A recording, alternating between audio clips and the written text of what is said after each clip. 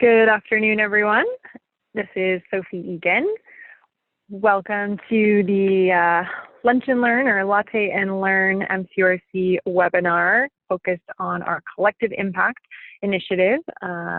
We are delighted to welcome all of you for this session and very fortunate to have with us our two leaders of this initiative, Rich Waite from World Resources Institute, our research collaborator, and Jackie Bertoldo from Stanford, who has been really the champion on the ground, probably in touch with most of you who have been contributing to the data collection effort.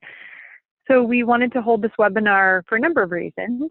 First, we were very excited. This actually marks the 2-year anniversary of this initiative. So we had collected the baseline data and then the following year's data, and you'll hear a bit about that. It's also a major milestone in that we announced at the October meeting that we have collectively agreed to a 25% reduction target by 2030 in food-related greenhouse gas emissions for the protein portfolio. That is a collective target, so we'll talk about what that means. We also really want to give a chance for all of you to ask questions. We know that some folks were at the annual meeting, not everyone was.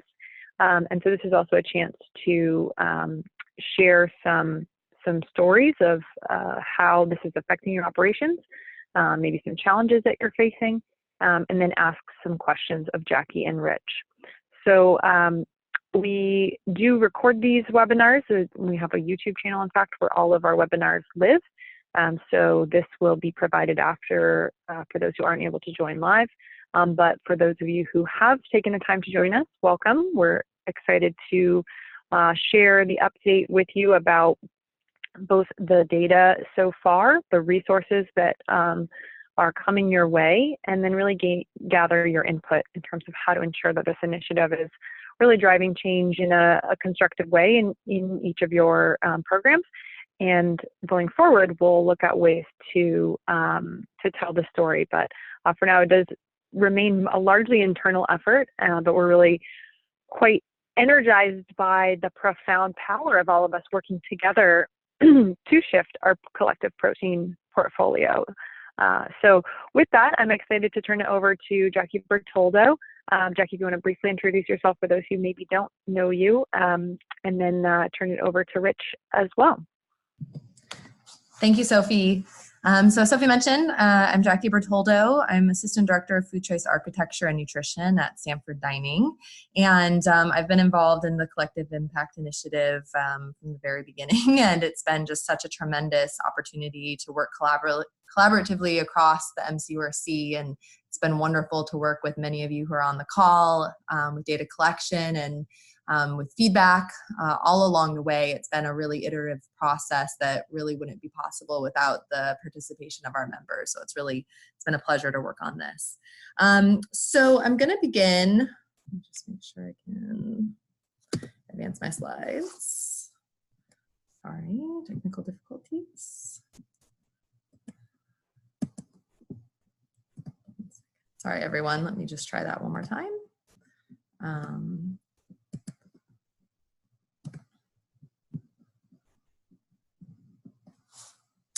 All right, let me try this again.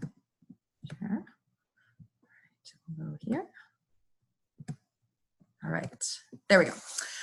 So I'll begin with a quick reminder of what the MCURC Collective Impact Initiative is and kind of what we've done up until this point. And then I'm going to go ahead and hand it over to Rich to discuss the greenhouse gas analysis, the target setting, and then, as Sophie mentioned, we're going to open it up to discussion about how these metrics can be utilized across MCURC to create strategies that will help shift protein portfolios. And I'm also happy to take a minute to answer any questions. I know many of you received the call for 2019 data last week. And so if there's any burning questions with that as well, we can have that discussion. So just as a reminder, the MCURC Collective Impact Initiative is a strategic initiative of data collection and impact analysis that really looks to empower our members by enhancing understanding of our collaborative's combined protein purchases. And as you're all very aware, protein foods in particular have a very strong impact on both the environment and the health of our students. And that's really the reason for the focus on the protein portfolio. And we are very focused on aggregating this data across the MCURC to really enhance our ability as an organization to create sustained impact. And so the impact when we all work together on this is going to be exponentially more than that of any one university. And so that's really the goal behind this initiative. And so just a quick recap, Sophie already gave a really great overview of kind of all that we've done, but just to kind of visualize it, in January 2018, we did a pilot of 5 indicators. It allowed us to get a lot of feedback from our members that really informed the next phase of data collection, which encompassed the 12 indicators that we're still, it's pretty much still the template that we're using today, which is great because we can really monitor progress. We don't want to keep setting a moving target, so to speak. And so for those of you who are at the October meeting, as Sophie mentioned, you've already seen the analysis of the 2018 data and also the MCURC's collective target of a 25% reduction in food-related greenhouse gas emissions by 2030, which Rich is going to talk about in just a moment. But for those of you who aren't there, and I think for all of us, it's a really good reminder, and we'll delve a little bit deeper than we were able to in that October meeting. And just really exciting, I think this is an amazing statistic. In all, we've aggregated over 50 million pounds of food purchases for 2018. And so there's still more universities that we'd love to get involved. We have a number of members who have committed to participating in the next phase of data collection, and we're really excited about, this is just a preliminary indication of just the impact that this initiative can have. So where are we going with the collective impact initiative? As I mentioned, we set a collective target and call to action at the October meeting. And we're also working with the Dining Directors Committee to help get the word out about collective impact. As I mentioned, as we of course love for all of our university members to participate. And we're also working on a survey for our members to get feedback on the collective impact initiative and to also get a sense for what different universities are doing to shift their protein portfolios, kind of get an eye on what's going on the ground. And then, as I mentioned, we just announced our call for 2019 data last week. So I'm, again, happy to talk about that a little bit more in the discussion portion. And then last but not least, we want to support our members in accelerating their impact by sharing tools and trainings, different resources that will help make these protein shifts. So this one is not really within the scope of today's call, but be on the lookout for more communications on this coming soon, because we know this is a really important piece. All right, so with that, I'm going to hand it over to Rich to talk a little bit more about the analysis. Excellent. Well, thank you, Jackie, and thanks, Sophie, and thanks to you all for being here today, and also for having WRI as a research collaborator on this collective impact initiative. As Jackie mentioned, if you were at the MCURC annual meeting in October, you will have seen a version of this once before, but hopefully it'll be new and interesting to others. And then in any case, for everybody, there's going to be more time to ask questions at the end than we had in October. So I'm a researcher in the food program at the World Resources Institute. WRI, we're a global research organization, and we work to move human society towards sustainability, and our food program advances solutions to sustainably feed 10 billion people by 2050. So as you all know, one important piece of that puzzle is a shift towards more healthy and sustainable diets. So we've been really thrilled to work with MCURC over the past couple of years on how to track this, since you all are real leaders in pushing this agenda forward. Next slide, please.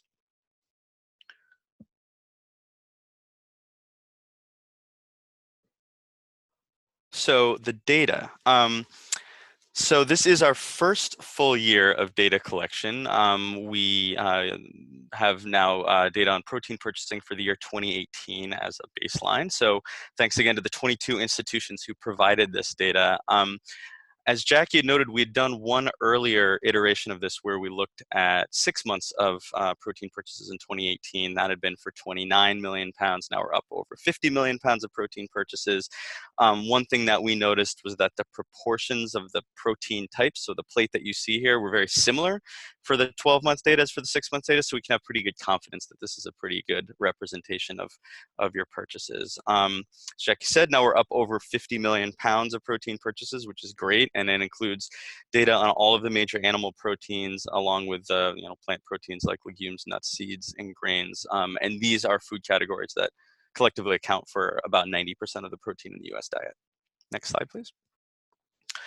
So we then used life cycle assessment data from a couple recent studies that were published in Science and Nature in the past year to estimate the greenhouse gas emissions associated with the 2018 protein purchases. A few things to notice on the pie chart on the right. The first is that more than 95% of the greenhouse gas emissions were associated with the animal proteins, with less than 5% from the plant proteins. So that suggests that shifting from animal towards plant proteins, right, doing the protein flip, should cause food-related emissions to go down. Beef in particular was a high contributor to emissions. You see that red, it's beef and lamb, but that's actually mostly beef. And accounted for about 7% of the weight of the protein purchases, but more than half of the emissions. So that suggests a particularly powerful way to improve our impact in the future is to implement the less red meat, less often menus of change principle. A couple other things. The pie chart on the right, it captures the emissions that are related to the food supply chain. So a lot of that is food production emissions that happen on the farm, emissions associated with the animal feed production. And that accounts for the majority of the supply chain emissions. But we also have counted the smaller emissions that come from processing and transport and packaging and some upstream losses. So it's essentially trying to capture all the emissions that happen up to the point of purchase.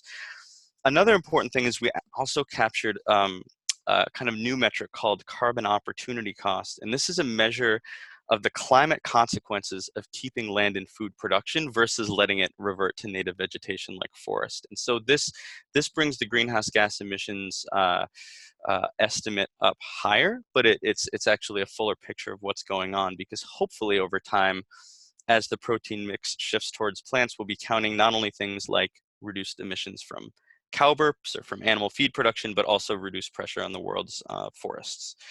One other thing I'll add too is that this analysis, it captures the vast majority of food-related emissions because these animal and plant proteins collectively tend to account for 80% or more of any institution's full food-related greenhouse gas footprint. So there's other foods like fruits and vegetables or added sugars that would maybe give a fuller picture from a nutrition perspective, but are pretty low greenhouse gas emitting foods. Next slide, please. So when looking ahead to setting targets, at WRI we have a saying that in order to hit big environmental targets like holding global warming below 1.5 degrees Celsius, as in the Paris Climate Agreement, we need to go beyond thinking about just doing better to really doing enough. And so then the question becomes, well, what does doing enough look like? And a couple of reports in the past year shed some light on this. So one report was our own. In July, we released this report, creating a World Resources report, creating a sustainable food future, which looked at this overall challenge of feeding nearly 10 billion people while halting deforestation and reducing food and agriculture emissions to be in line with the Paris Climate Agreement.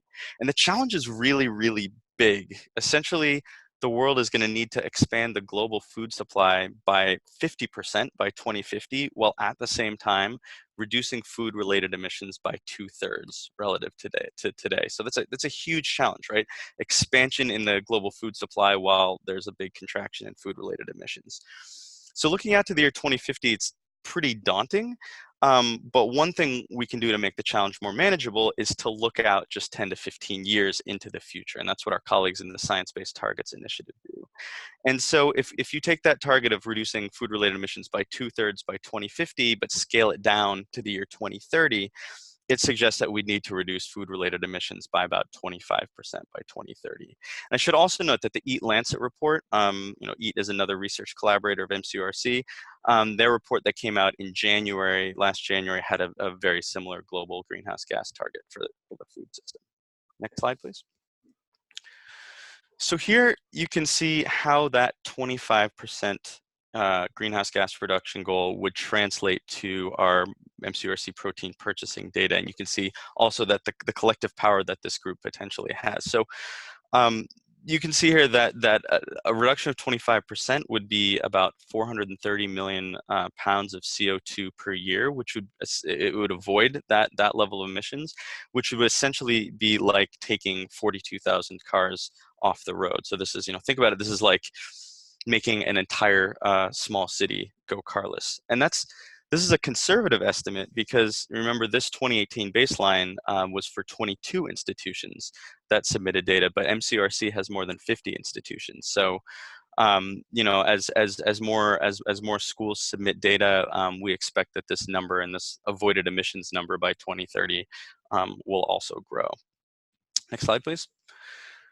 So another thing that we can do with these estimates is think about, well, what does this mean for year-on-year goals? And so this this can kind of help you think through that. So if we're looking over the next 12 years using the 2018 baseline, this suggests that a 2 to 3% reduction per year could get us collectively to a 25% reduction within 12 years. But of course, this is a collective goal, as Sophie mentioned.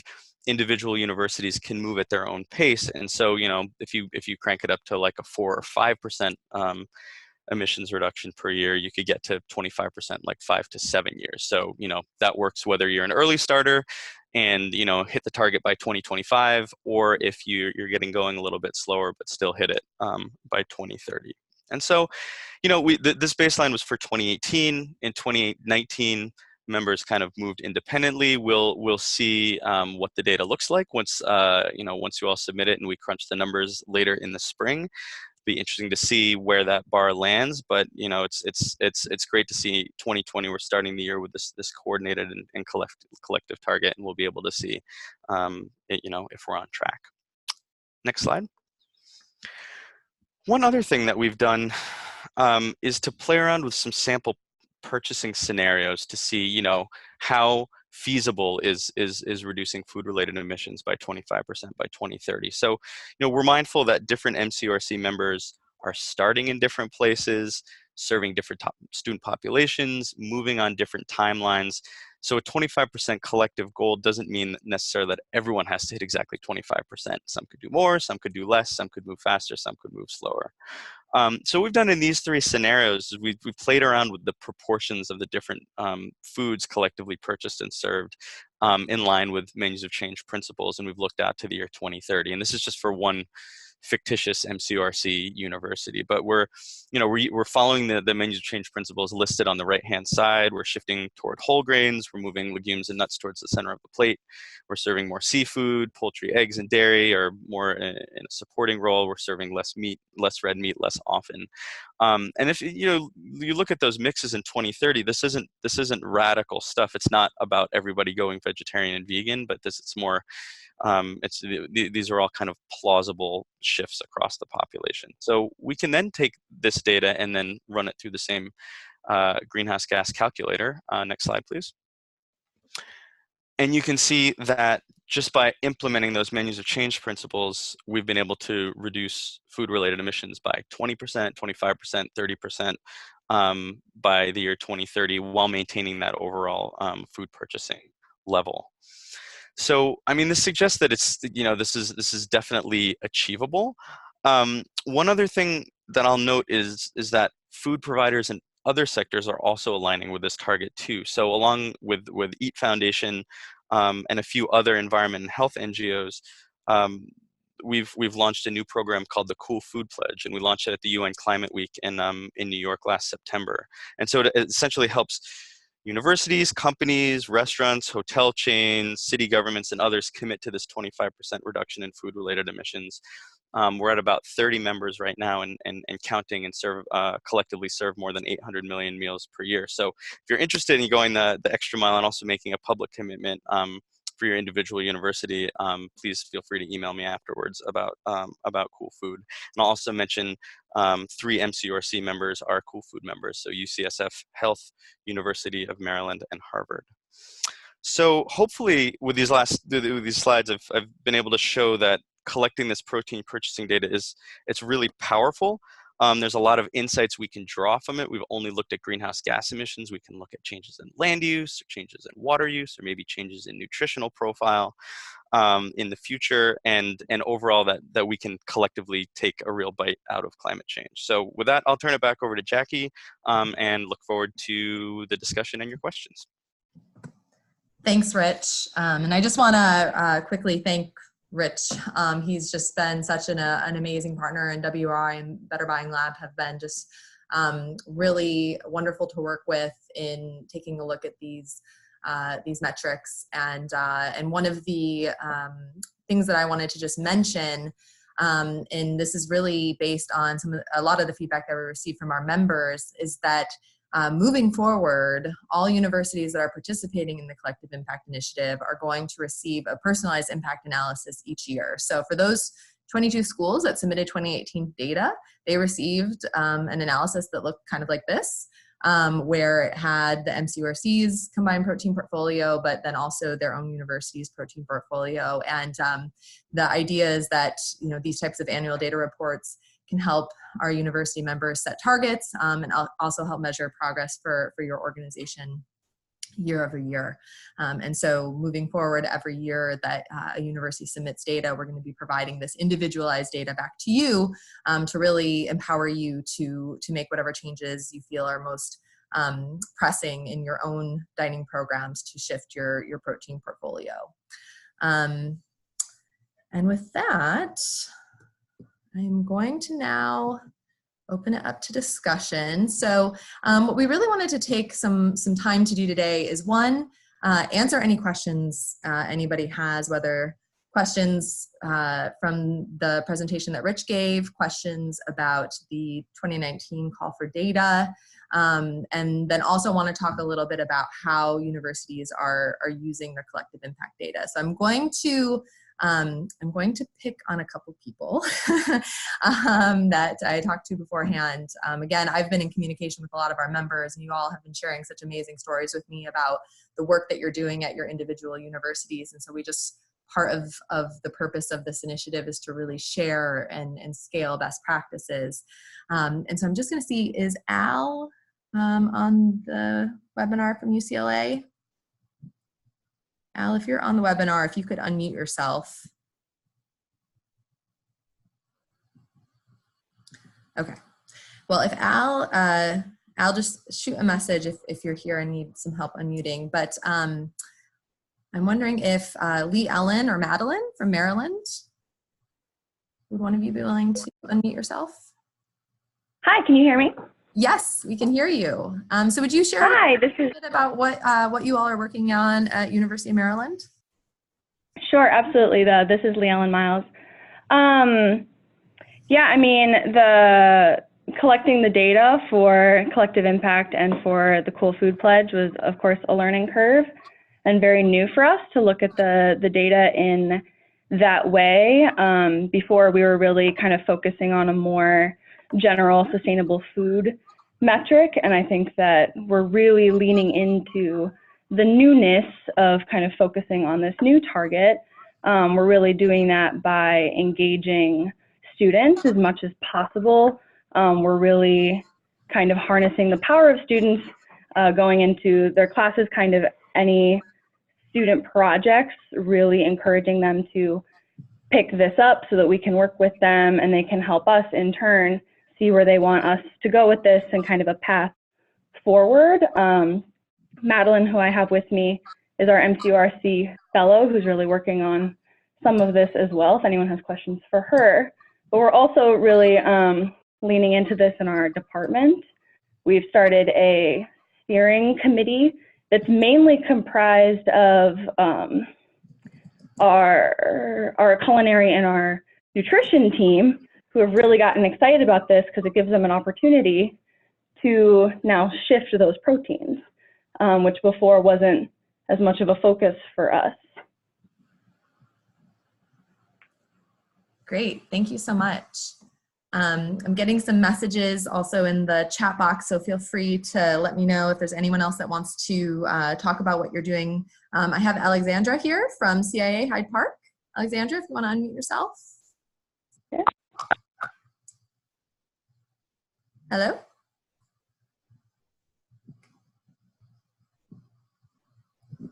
right, let's see here. Alexandra, you're unmuted, but we can't hear you.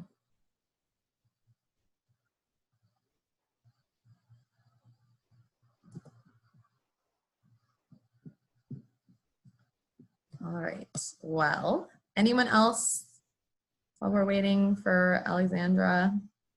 Oh, she says having some mic trouble. Would anyone else like to talk about some of the work that's happening at each of your universities or how you're using this collective impact data?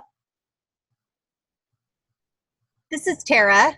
Can you hear me? Hi. Hello. Yes, so at Oregon State, one of the things that really was demonstrated through our collective impact data was the vast difference in our purchasing over summer when we're hosting conferences, and it has sparked the discussion within our team of what are our values and goals around menuing during summer. We predominantly are serving youth, and so our meals become very kid-friendly. And so, you know, lots of chicken tenders and French fries and things of that nature that don't align super well with a lot of our menus of change initiatives in our goals. So that's just been really just a helpful tool for us to see that data to begin those conversations. And I think probably a lot of other schools may have had that similar experience. Yeah, thanks, Tara. That's just, it's such an interesting insight and a really great example of how you can use this data to kind of examine your programs and what opportunities there are. I know that when we presented our university level data to our managers and our chefs, everyone was very surprised to see the impact of those ruminant meats. And even though there's such a small percentage of our total pounds of foods purchased, what an impact it has on our greenhouse gas emissions. So I think it's really unique also to look at the different times of the year and your clientele that you're serving, and to try to think through how you might make some positive changes. All right, we have a question here from Leah asking, will there be further studies on the impact of grass-fed beef versus conventionally raised beef for greenhouse gas emissions? So I'm gonna let Rich take that one.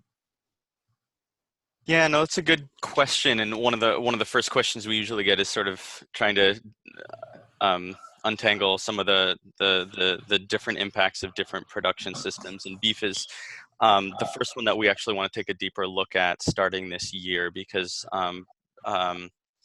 one, because it tends to make up a large part of the total footprint, and two, because impacts across different production systems can differ quite a bit. So there's a few things kind of going on when you're looking at grass-fed versus conventional. One kind of counterintuitive one is that grass-finished beef actually tends to have higher land use and higher greenhouse gas emissions per pound of meat versus conventional, because the animal grows more slowly and is slaughtered at a lower weight. That said, I know there's a lot of interest, especially lately, in potential for soil carbon sequestration in grazing systems.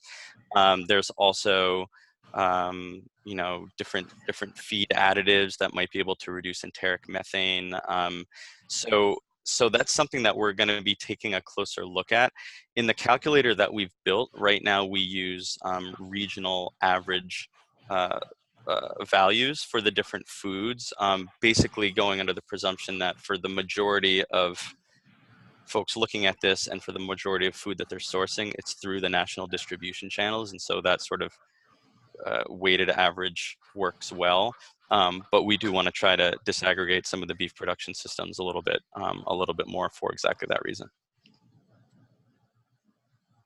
Thanks, Rich. So Alexandra, is saying she's on the laptop now. So feel free to unmute yourself if you'd like to share what you're doing over at Hyde Park.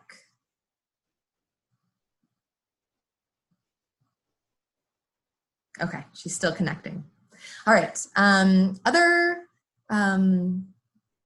other questions, or anyone else want to talk about a little bit what they're doing, how they're using this data? Also, we're curious to know what additional tools and resources, so in addition to the individual university analysis that we're now providing, that was something our members asked for, and so we're very receptive to ideas of what else might be helpful to you all when you're looking to make these types of protein shifts on your own campuses.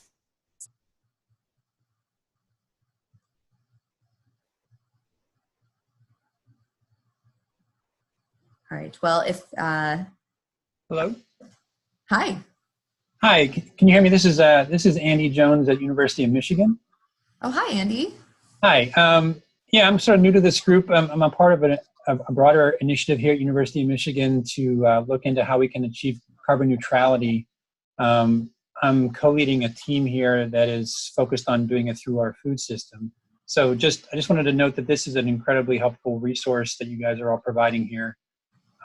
We're looking into different strategies right now, and obviously a big part of it is shifting diets. So I guess I'll just stay tuned to any future resources, but one of the things we're trying to struggle with is that kind of the nuts and bolts of actually shifting procurement practices and looking a little bit more in depth at the supply chains that feed into our dining halls and the other retail and contracted outlets we have at the university. Some of those we can't always get good information about the nuts and bolts of what's going on with those. So I'm not sure if you guys have already kind of looked at some of those strategies, but that's one thing that we're kind of looking into now. But I just wanted to kind of say hi and say thank you for this resource. Thank you, Andy. And that's very helpful. Jackie, Jackie, this is Sophie. Can you hear me? Yes, we can hear you. Great. Andy, wonderful to hear of that carbon neutrality goal. I just wanted to point you to the Protein Flip, both a resource on the Menus of Change website and also the Protein Flip for CNU resource that's on the MOC Collaborative resources page. Both of those are culinary-driven resources, along with the MOCcollaborative.org resource of globally inspired plant-forward food choices. Those compilations are really critical tools to engage your culinary teams in. And I think an important thing to remember is this is a procurement and a purchasing effort, but it's so deeply intertwined with the entire dining teams, right? And there are both culinary and business marketing and menu strategies or menu language strategies all intertwined in getting us towards these targets. So those are existing resources that certainly apply. Thank you so much.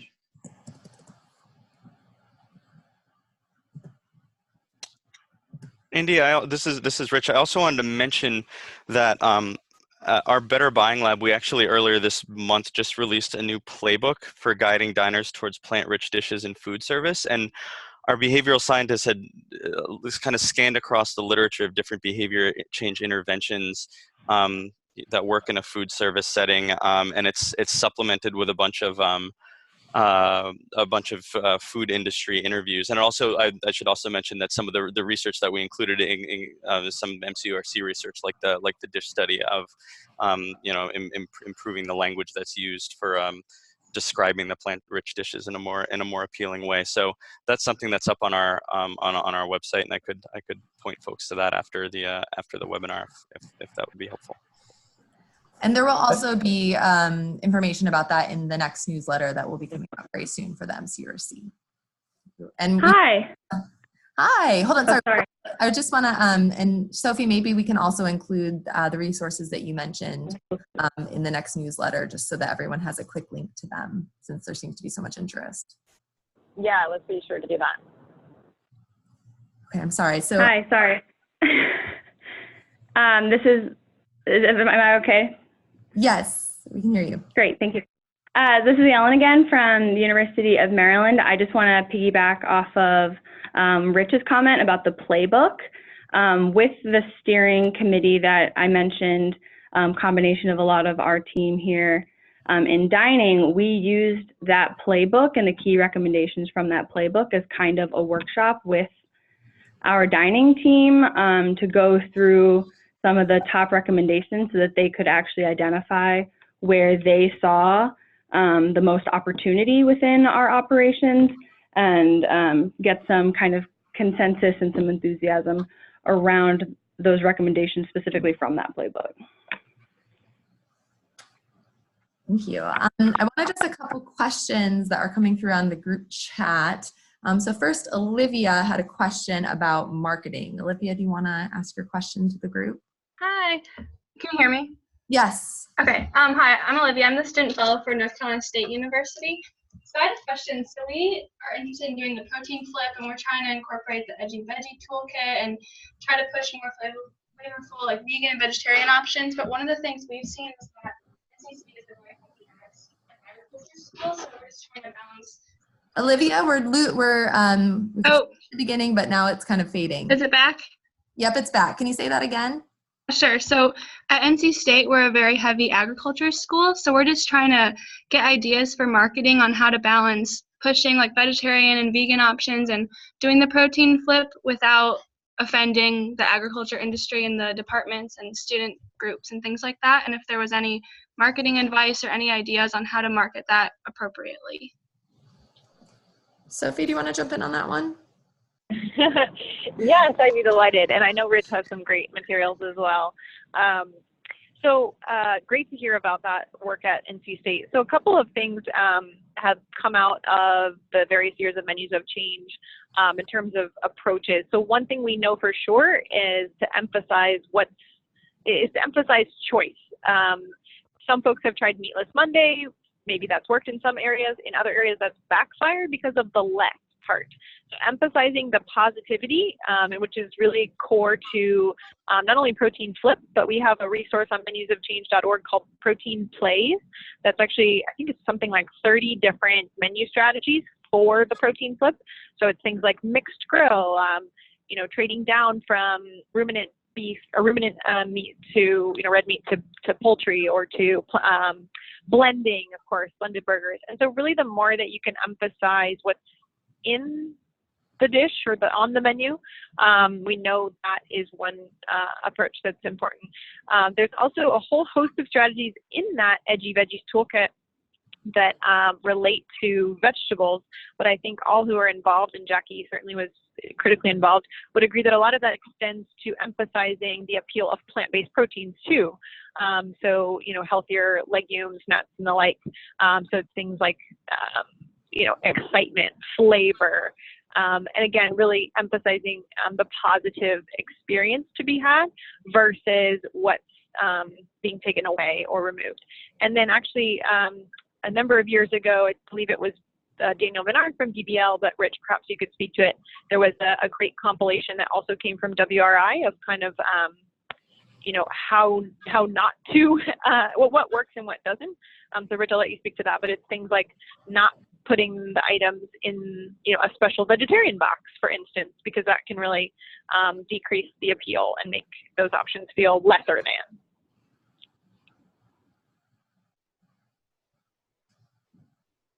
Yeah, no, those are all great points. I'd completely also echo what you just said, Sophie, about the need to respect consumer choice. I mean, one thing that we usually point out is that even though the menus of change principles mean, less meat, it doesn't mean no meat. And, especially if you're a land grant university, or there's, you're near an agricultural population. I mean, there's also the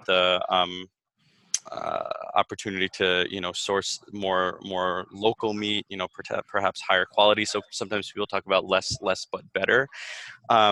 Again, to the earlier question about what are the greenhouse gas emissions associated with switching to more local meat purchasing, sometimes it's a little bit tricky to determine, because it's definitely not all about miles traveled. It's much more about production practices and so on. So it can really go either way, but really showing that there's a path forward everybody here is, I think, can be helpful. Thank you. I don't know if there are any other land-grant universities on the call who have had to who are grappling with this question of less meat as well. All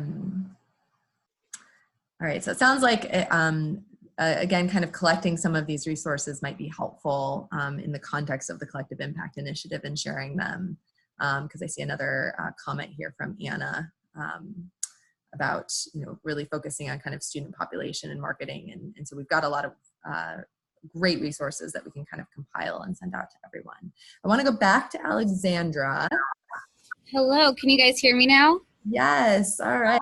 I'm in the kitchen right now. I started the position of sous chef for the Menus of Change kitchen, which we developed last semester here at the CIA Hyde Park. And the project that we do here is that we run the Menus of Change kitchen concurrent with our other classroom kitchens. I started the position here actually translating all of our ordering and inputting the collective impact data myself, which was a really great way to just see the volume of animal proteins, of everything that we order here as a culinary school, especially, you know, having it built into the curriculum. The Menus of Change kitchen, this is its second full semester that we just begun.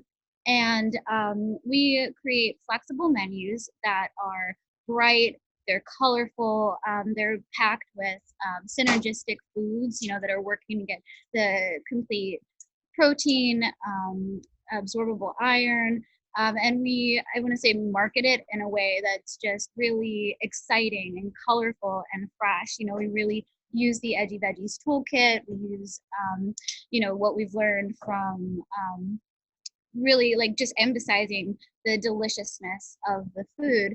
And as far as numbers go in our kitchen, so all of our meals have a vegan backbone. They are, because we have different dietary restrictions, religious restrictions, allergies, we do things in this kitchen that make it so that our dish is created in components that could be modified depending on whichever individual comes in.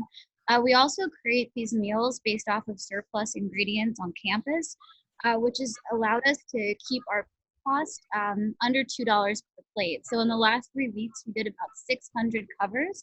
When we do have meat, it's because it's through a fish ID class or a meat fabrication class. And we usually do about 2 to 4 ounce portions, a little bit more with fish, depending on what we have. And the student feedback from this project has been amazing. We've been selling out every night. We do about 80 plates, 80 to 90, considering faculty plates. And just seeing the desire for something like this in a pretty traditional culinary school has been an incredible experience, and one that the students working in the kitchen are really proud to be a part of. So I think starting again with the collective impact data, really seeing firsthand, translating firsthand what it is that we have here and being able to reconstruct that into our meals has been an incredible experience, to say the least, but a very informative one as well.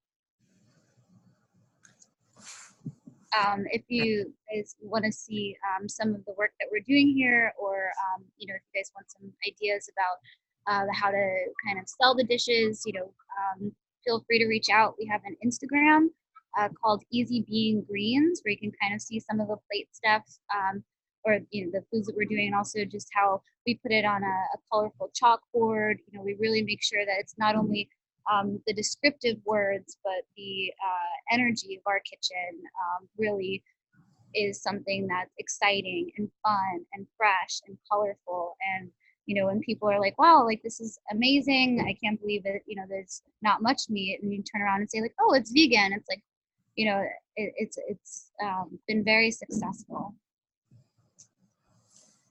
Thank you very much for sharing your experience. It sounds like you guys are doing some really great things. I want to acknowledge Hannah's question from UCLA. She says, I'm wondering if the 25% greenhouse gas reduction target includes any adjustment for operational growth. So I'm gonna let Rich take that one, but I just wanna do a quick plug because this is a question we get all the time. And it's something that our members have given us feedback that having a metric related to the number of meals that they're serving is useful to their operations in understanding kind of their progress towards more plant-forward menus. And so I'm sure as Rich will kind of explain, one thing to just keep in mind, so this year we will be asking participating universities when they submit their 2019 data to also give us the metric of the number of meals served. And we recognize that that's not necessarily a consistent metric across universities. And so we encourage each university to kind of interpret that in the way that's most useful to them.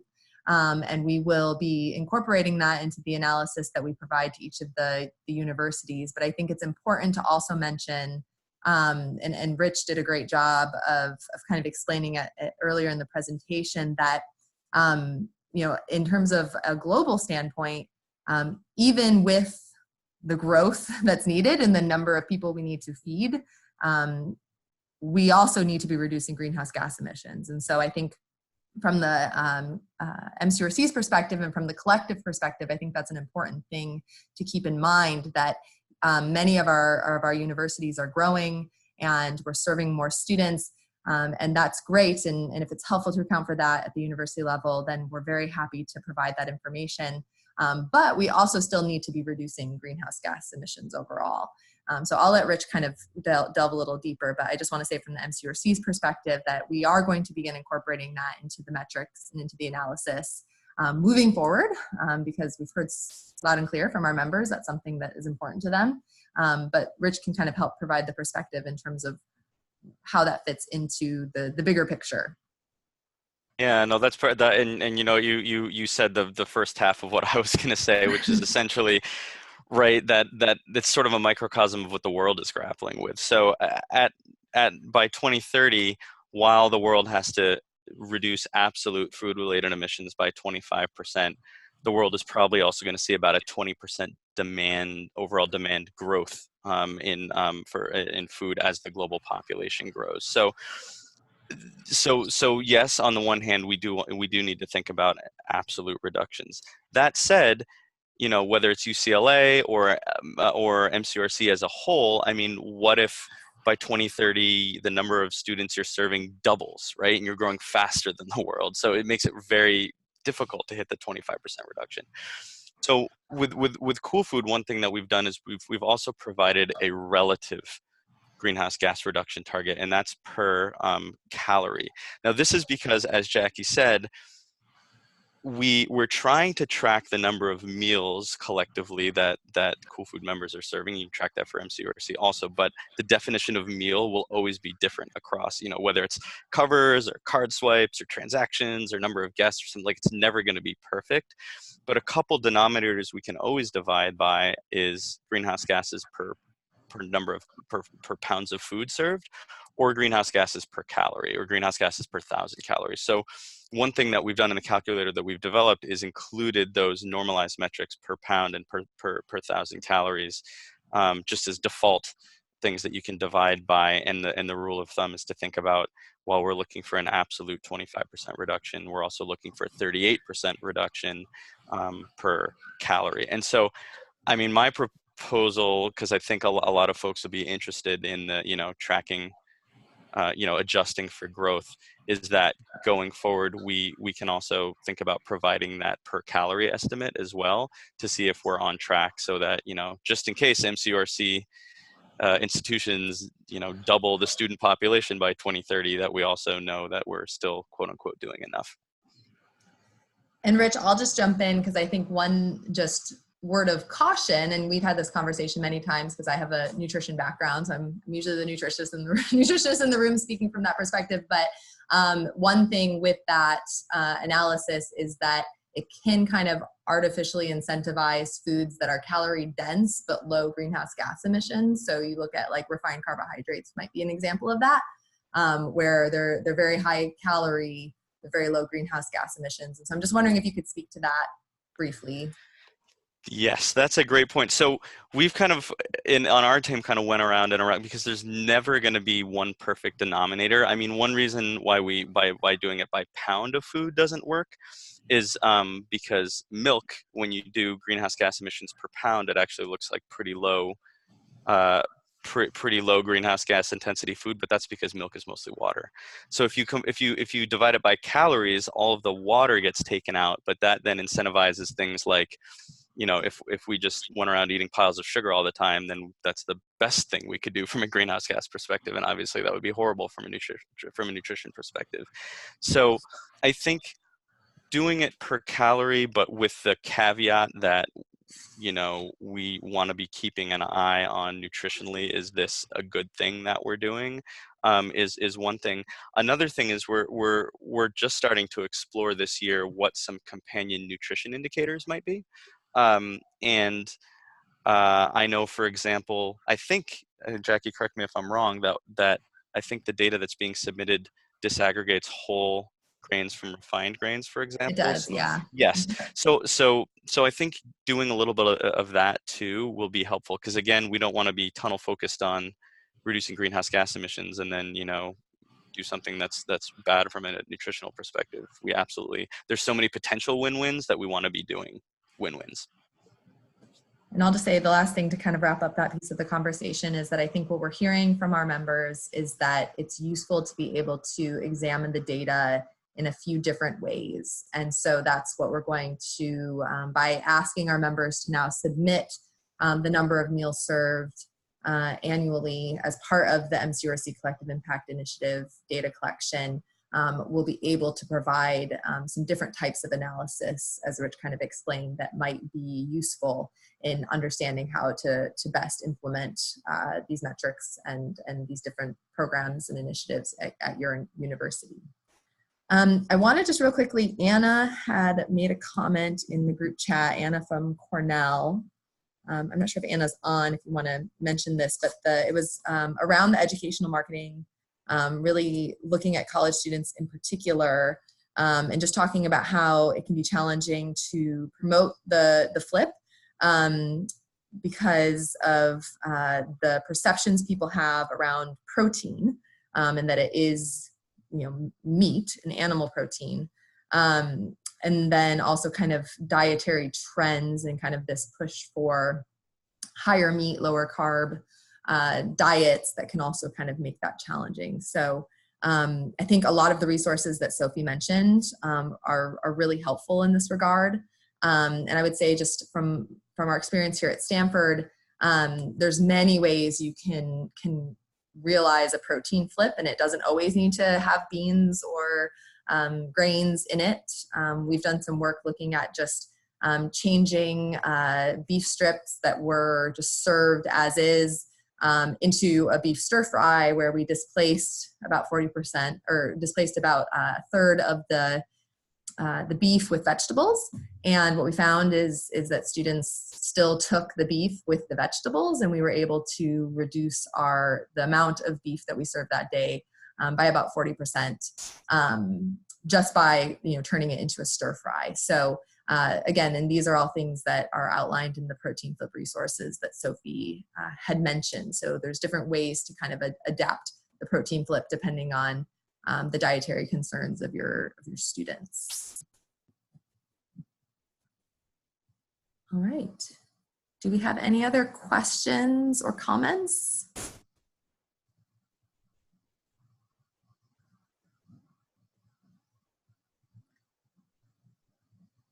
All right. Sophie, do you have anything to add? No, it's really interesting and just great to hear so much engagement and kind of on the ground, you know, challenges that you're facing, but also some wins that you're gaining along the way. What I'm really hearing in terms of the demand for resources is more in the telling the story or the marketing, the menu side of it.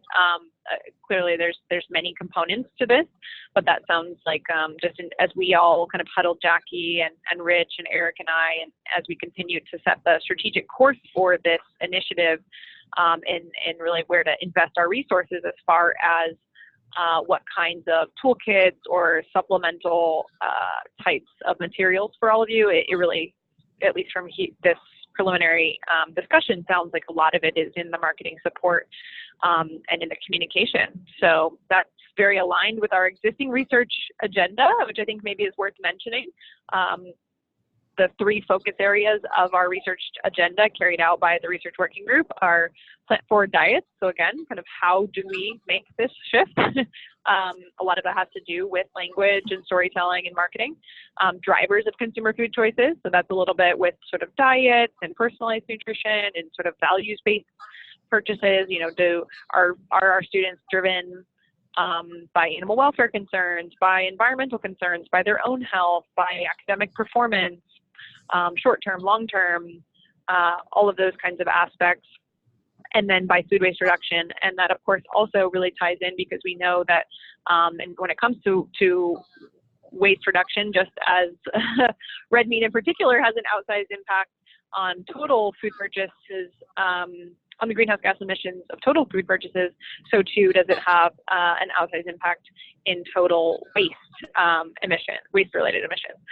So these are all interrelated, and I just wanted to mention that the Collective Impact Initiative is a collaborative-wide effort, but what's really beautiful and very much by design is how synergistic it is with all of our other educational and research-oriented efforts that are occurring in parallel. So continue, please, to tell us what is going to be most beneficial as you work towards these targets individually and collectively. And I really just want to acknowledge Jackie and Rich for their time and leadership. I think it's just incredibly exciting, and also excited about the collaborations with the dining directors to drive up that number of participating members. So just want to thank you all, and Jackie or Rich, if you have closing comments, but thanks very much for this fantastic presentation. Thanks, and for the Sophie. great discussion. Yeah, thank you, Sophie, and thank you to everyone for your really excellent comments and questions. I just want to give a little plug again for the 2019 data collection. It's due March 6th, which is a ways out, but that deadline will approach quickly. So if there's any questions, I sent out the call for data with the revised 2020 MCURC Collective Impact Guide that really addresses most of the frequently asked questions that we get. So I encourage you all to please review that guide and then let me know if you have any remaining questions. And again, the one big change for this year is that we're asking universities to also submit the number of meals that they serve. And then as part of your participation, we'll also be providing you with this university level analysis so that you can apply that to your own operations to really help monitor progress and celebrate your successes. So thank you again to everyone.